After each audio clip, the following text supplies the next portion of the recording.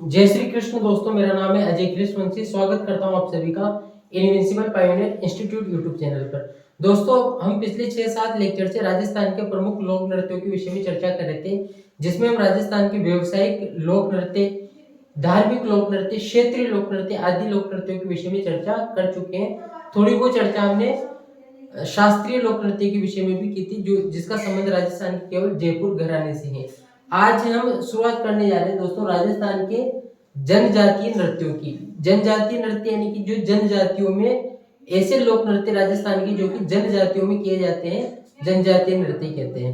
पहली जो जनजाति हम चर्चा का विषय बनाना चाह रहे हैं उसका नाम है भील जनजाति। तो भीलों के कौन कौन से नृत्य प्रसिद्ध है उनके विषय में चर्चा कर लेते हैं। दोस्तों, भीलों के एक तो गेर नृत्य प्रसिद्ध माना जाता है। गेर नृत्य है, गौरी है जिसे राई नृत्य भी कहा जाता है, हाथी मना नृत्य है, युद्ध नृत्य है, द्विचक्री नृत्य है, घूमरा नृत्य है, इसके अलावा नेजा नृत्य है। ऐसे बहुत सारे नृत्य भीलों से संबंधित माने जाते हैं। यानी कि हम लिख सकते हैं गेर गौरी। गेर गौरी, गौरी को दोस्तों राई भी कहा जाता है। इसके अलावा हम लिख सकते हैं हाथी मना, हाथी मना युद्ध, हाथी मना युद्ध, द्विचक्री, द्विचक्री, घूमरा, नेजा और रमणी। भीलों के जो प्रसिद्ध लोक नृत्य माने जाते हैं, इनके अलावा 2-3 और हैं, लेकिन जो राजस्थान की हिंदी ग्रंथ अकादमी में जो दिए हुए हैं, जो हमारे सिलेबस के अकॉर्डिंग है, वो यही है। भीलों के नृत्यों के विषय में अगर हम चर्चा करें तो गेर है, गौरी है जिसे राय नृत्य भी कहा जाता है, हाथी मना है, युद्ध है, द्विचक्री है, घूमरा है, नेजा है और रमणी है।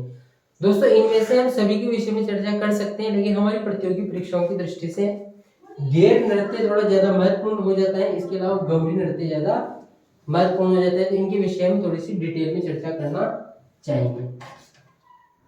इनके विषय में थोड़ी सी डिटेल में चर्चा कर लेते हैं। किस किस के संबंध में दोस्तों? गेर और गौरी के विषय में पहली चर्चा हम करना जा रहे हैं गेर नृत्य के विषय में। गेर नृत्य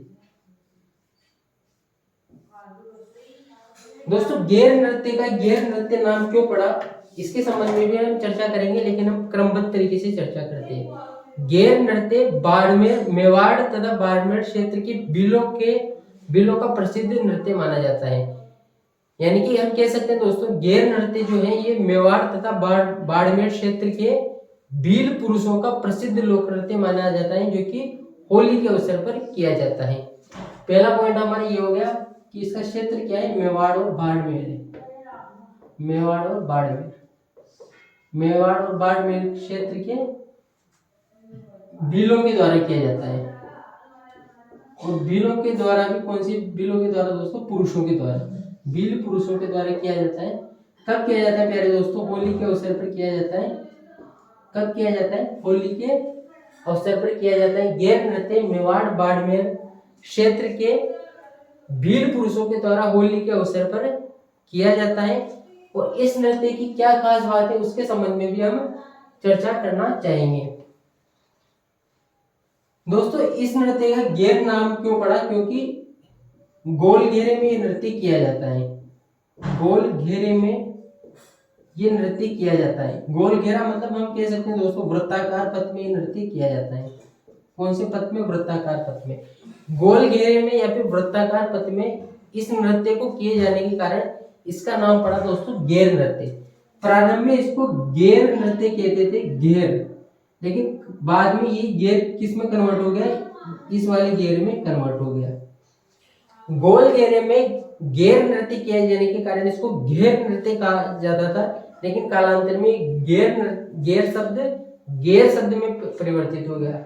यानी कि गड़ी वाला ग गमला वाला में परिवर्तित हो गया और एक ही मात्रा भी एक्स्ट्रा लग गई। हम कह सकते हैं दोस्तों गेर नृत्य मेवाड़ बाड़मेर क्षेत्र के भील पुरुषों के द्वारा किया जाता है। होली के अवसर पर किया जाता है। गोल घेरे में किया जाता है, वृत्ताकार पथ पर किया जाता है, और गैर नाम इसका गोल घेरे में नृत्य करने के कारण इसका गैर नाम पड़ा है। इसके अलावा दोस्तों गैर नृत्य में किन वाद्य यंत्रों का प्रयोग किया जाता है, ये भी महत्वपूर्ण है। तो एक तो ढोल का इसमें प्रयोग किया जाता है, एक बाकिया का इसमें प्रयोग किया जाता है, इसके अलावा थाली का भी इसमें प्रयोग किया जाता है। यानी कि हम लिख सकते हैं ढोल, बाकिया, ढोल, बाकिया, थाली आदि का वाद्य यंत्रों के तौर पर इसमें प्रयोग किया जाता है। आदि का इसमें दोस्तों वाद्य यंत्रों के तौर पर वाद्य यंत्रों के रूप में प्रयोग किया जाता है। ढोल, बाकिया तथा थाली का इसमें वाद्य यंत्रों के रूप में प्रयोग किया जाता है। एक और पॉइंट अगर हम डिस्कस करें, हालांकि कम महत्वपूर्ण है, फिर भी डिस्कस कर लेते हैं। इस नृत्य के दौरान वीर पुरुषों के द्वारा हाथ में डंडे लिए जाते हैं। उन डंडों को कहा जाता है दोस्तों खांडा। उन डंडों को क्या कहा जाता है, खांडा कहा जाता है उन डंडों को। और ये जो वीर पुरुष नृत्य करते हैं, इन वीर पुरुषों को या फिर इन नृत्यकारों को कहा जाता है गेरिये। क्या कहा जाता है, इनको गेरिये कहा जाता है।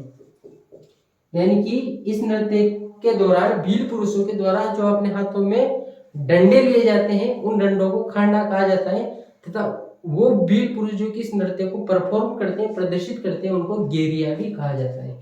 तो गैर नृत्य के संबंध में हम कह सकते हैं आपको कि गैर नृत्य मेवाड़ बाड़मेर क्षेत्र के वीर पुरुषों का प्रसिद्ध लोक नृत्य है, जो कि होली के अवसर पर किया जाता है। गोल घेरे में वृत्ताकार पथ पे इस नृत्य को किए जाने के कारण इसका नाम प्रारंभ में गैर था, लेकिन कालांतर में गैर नृत्य हो गया। ढोल, बाकिया तथा थाली इस नृत्य के दौरान वाद्य यंत्रों के रूप में प्रयोग में लिए जाते हैं, और पुरुषों के द्वारा जो हाथ में डंडे लिए जाते हैं उनको खांडा कहा जाता है। इसके अलावा दोस्तों जो नृत्यकार होते हैं उनको गेरिये कहा जाता है। अब हम दोस्तों चर्चा करना चाह रहे हैं आपसे इसके बाद में हमारे दूसरे लोक नृत्य की, जो कि महत्वपूर्ण है, उसका नाम है दोस्तों गौरी लोक नृत्य। गौरी लोक नृत्य दोस्तों, इस गौरी लोक नृत्य को राय नृत्य भी कहा जाता है। गौरी नृत्य को राय नृत्य भी कहा जाता है। किस क्षेत्र का है दोस्तों ये, तो ये मेवाड़ क्षेत्र की भीलों का प्रसिद्ध लोक नृत्य इसको माना जाता है। गौरी लोक नृत्य मेवाड़ क्षेत्र के भीलों का प्रसिद्ध लोक नृत्य है। मेवाड़ क्षेत्र के भीलों का लोक नृत्य है। मेवाड़ क्षेत्र की भीलों का प्रसिद्ध लोक नृत्य है।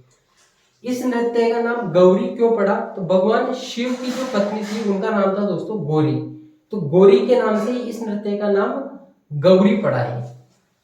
यानी कि हम कह सकते हैं भगवान शिव की पत्नी गौरी, गौरी के नाम से ही इस नृत्य का नाम दोस्तों गौरी पड़ा है। दोस्तों इस नृत्य के दौरान भगवान शिव का भी पात्र क्रिएट किया जाता है, यानी कि भगवान शिव का पात्र भी कोई कलाकार प्रदर्शित करता है, जिसे पुरिया कहा जाता है। यानी कि नृत्य के दौरान जो शिव का किरदार निभाता है, नृत्य के दौरान दोस्तों, उसको कहा जाता है दोस्तों पुरिया। क्या कहा जाता है उसको, पुरिया कहा जाता है, ये ध्यान में रखना। गौरी नृत्य के दौरान जो शिव का किरदार निभाता है या फिर शिव के किरदार को निभाने वाले कलाकार को पुरिया कहा जाता है। दोस्तों इस लोक नृत्य के दौरान मांदल एवं थाली वाद्य यंत्रों का प्रयोग देखने को हमें मिलता है। मांदल तथा थाली वाद्य यंत्रों का प्रयोग इस नृत्य के दौरान हमें देखने को मिलता है। मांदल तथा थाली वाद्य यंत्रों का प्रयोग हमें देखने को मिलता है। लेकिन दोस्तों सबसे महत्वपूर्ण बात, जहां से राजस्थान की अलग अलग प्रतियोगी परीक्षाओं में प्रश्न पूछे गए हैं, और मेरे ख्याल से अभी फर्स्ट ग्रेड का जो एग्जाम हुआ था अभी रिसेंट में, उसके जीके वाले पोर्शन में भी वो प्रश्न पूछा गया था, उसकी चर्चा मैं करना चाह रहा हूँ। ये जो गौरी नृत्य है दोस्तों, ये इसकी सबसे खास बात है,